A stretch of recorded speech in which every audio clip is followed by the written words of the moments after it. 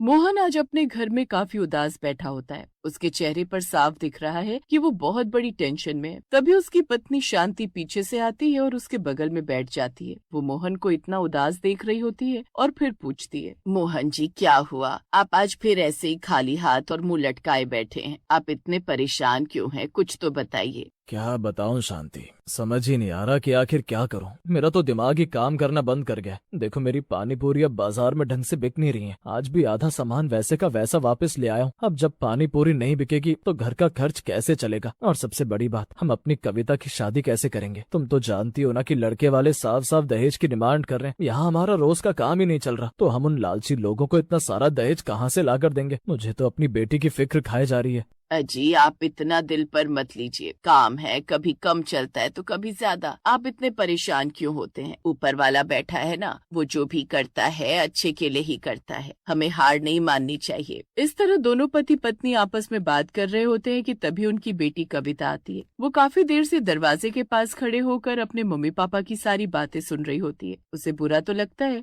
वो अपने दोनों माता पिता को इस तरह साथ बैठकर टेंशन में बातें करते हुए देखती है और कहती है, पापा माँ बिल्कुल ठीक कह रही हैं। आप बेकार में इतना सोच रहे हैं। अरे भगवान अगर एक रास्ता बंद करता है तो वो दूसरा रास्ता अपने आप खोल देता है। हमारा काम अच्छा नहीं चल रहा तो क्या हुआ? हमारे पास हुनर तो है ना। हम सालों से यही काम कर रहे हैं, तो हमें कुछ नया सोचना चाहिए। बेटा हुनर से क्या होगा? बाजार में अब गला काट कंपटीशन है। गली गली में पानी पूरी वाले खड़े हो गए। कोई पुदीने का पानी पिलाता है तो कोई नींबू वाला। मेरी वही पुरानी सादा आलू वाली पानी पूरी अब कोई नहीं पूछता। मुझे लगता है मुझे ये काम छोड़कर कुछ और मजदूरी ढूंढनी पड़ेगी। नहीं पापा, काम छोड़ने की कोई जरूरत नहीं है। लोग अब सादी चीजें खाकर बोर हो गए। उन्हें कुछ नया और चटपटा चाहिए। मैंने रात भर एक तरकीब सोची है। हम अपनी पानी पूरी में आलू के मसाले की जगह प्याज टमाटर की चटपटी फिलिंग डालेंगे। हम इसका नाम रखेंगे प्याज टमाटर की चटपटी पानी पूरी। प्याज टमाटर की पानी पूरी, ये कैसी बात कर रही है बेटा? हमने तो आज तक बस आलू और चने वाली ही सुनी है। ये प्याज टमाटर का मेल लोगों को पसंद आएगा क्या? माँ यही तो बात है। हम इसे बिल्कुल अलग तरीके से बनाएंगे। हम प्याज को एकदम बारीक काटेंगे, उसमें रसीले टमाटर मिलाएंगे, थोड़ा अदरक मिर्च का पेस्ट और ऊपर से मेरा बनाया हुआ एक खास मसाला डालेंगे। जब लोग इस खट्टे मीठे पानी के साथ इसे खाएंगे ना, तो उन्हें जो स्वाद आएगा वो उन्होंने पहले कभी नहीं चखा होगा। आप बस मुझ पर भरोसा रखो। मोहन को कविता की बातों में थोड़ी उम्मीद नजर आती है। उसे लगता है कि शायद ये तरीका काम कर जाए। अगले दिन सुबह सुबह शांति और कविता मिलकर रसोई में तैयारी शुरू कर देती हैं। कविता खुद खड़ा मसाला भूनकर उसे पीसती है और प्याज टमाटर का एक जबरदस्त मिश्रण तैयार करती है। दोपहर होते ही मोहन अपना ठेला लेकर बाजार के उसी चौराहे पर जाता है जहाँ उसकी दुकान पहले फीकी पड़ गई थी।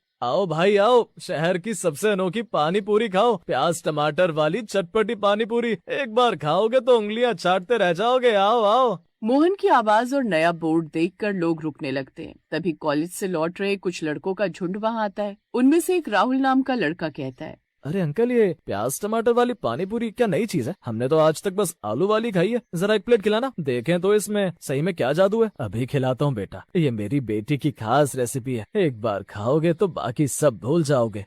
मोहन फुल्की फोड़ता है, उसमें कविता का बनाया हुआ प्याज टमाटर का चटपटा मसाला भरता है और तीखे पानी में डुबोकर राहुल को देता है। राहुल जैसे ही एक पूरी मुंह में डालता है, उसका चेहरा एकदम से चमक जाता है और वो खुशी के मारे कहता है, ओ तेरे की अंकल, ये तो गजब है। प्याज का वो क्रंच और टमाटर का खट्टापन, भाई साहब मजा आ गया। तुम लोग भी चखो यार, ऐसी चीज पहले कभी नहीं खाई। देखते ही देखते मोहन के ठेले पर लड़कों की भीड़ लग जाती है। जो लोग पहले दूसरी दुकानों पर जाते थे वो अब मोहन के पास आने लगते हैं और ये खबर आग की तरह पूरे बाजार में फैल जाती है कि मोहन अंकल कुछ बहुत ही जबरदस्त बेच रहे हैं। शाम होते होते मोहन का सारा सामान खत्म हो जाता है। वो खुशी खुशी घर आता है। शांति, कविता, देखो आज कितनी तगड़ी कमाई हुई है। आज तो मुझे सांस लेने की भी फुर्सत नहीं मिली। कविता बेटा, तेरी तरकीब तो बिल्कुल निशाने पर लगी है। लोग लाइन लगाकर खड़े होकर खा रहे थे। देखा मोहन जी, मैंने कहा था ना, भगवान कोई ना कोई रास्ता जरूर निकालता है। अब धीरे धीरे हमारे पास पैसे जुड़ जाएंगे। पापा ये तो बस शुरुआत है, अभी हमें इसे और बेहतर बनाना है। कल से हम इसके साथ एक छोटी सी कटोरी में प्याज टमाटर का सलाद भी मुफ्त देंगे। इससे लोग और ज्यादा खींचे चले।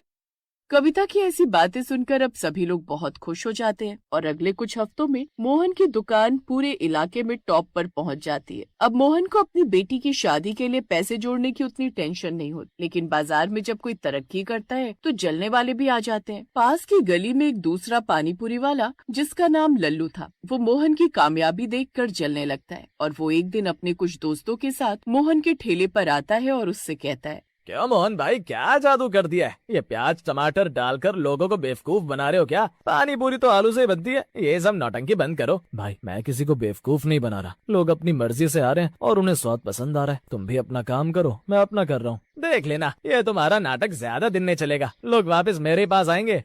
लल्लू वहाँ से गुस्से में चला जाता है और मोहन थोड़ा डर जाता है। समय यूं ही गुजरता है और अब मोहन के पानीपुरी और अच्छे से बिकने लगते हैं। कुछ दिनों बाद शहर का एक बड़ा बिजनेसमैन, जिसका नाम सेठ जग्गू था, वो अपनी बड़ी कार से वहाँ से गुजर रहा होता है। तभी वो भीड़ देखकर अपनी गाड़ी रोकता है। अरे भाई, यहाँ इतनी भीड़ क्यों है? तुम क्या बेच रहे हो ऐसा? साहब ये प्याज टमाटर वाली चटपटी पानी पूरी है, आप भी एक बार चक्कर देखिए। अच्छा, अगर ऐसी बात है तो लगा दो भाई। जग्गू की बात सुनकर अब मोहन उसके लिए टमाटर प्याज वाले पानीपुरी लगाता है, जिसके बाद जग्गू पानीपुरी खाते हैं और उन्हें स्वाद इतना पसंद आता है कि वो वहीं खड़े खड़े मोहन को एक बड़ा ऑफर दे देते हैं।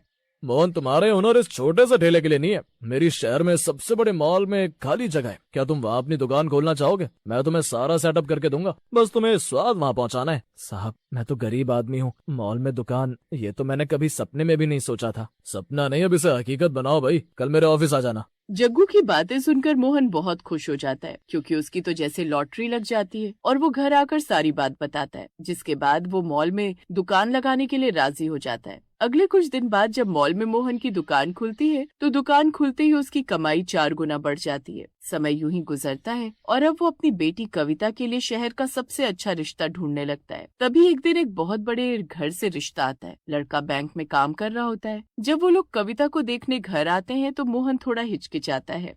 देखिए साहब, मैं एक सीधा साधा आदमी हूँ, मेरी बेटी ने ही मेरा ये काम खड़ा किया है। आप लोग दहेज की क्या उम्मीद रखते हैं वो बता दीजिए, ताकि मैं उस हिसाब से तैयारी करूँ। मोहन जी, हमें आपसे पैसा या दहेज नहीं चाहिए। हमने आपकी बेटी के बारे में सुना है कि उसने कैसे अपने पिता के डूबते काम को अपने दिमाग से खड़ा कर दिया। हमें ऐसी समझदार और हिम्मत वाली बहू चाहिए जो हमारे घर को संभाल सके। दहेज की बातें तो पुराने जमाने की है। ये सुनकर मोहन और शांति की आंखों में खुशी के आंसू आ जाते हैं। उन्हें यकीन नहीं होता कि बिना दहेज के भी इतना अच्छा रिश्ता मिल सकता है और इस तरह कविता का रिश्ता पक्का हो जाता है और बहुत जल्द उसकी शादी हो जाती है। लेकिन शादी के बाद भी वो अपने पिता की मदद करना नहीं छोड़ती और अपने पिता के साथ उनका हाथ बटाती है। इससे उसके परिवार वालों को भी कोई प्रॉब्लम नहीं होती।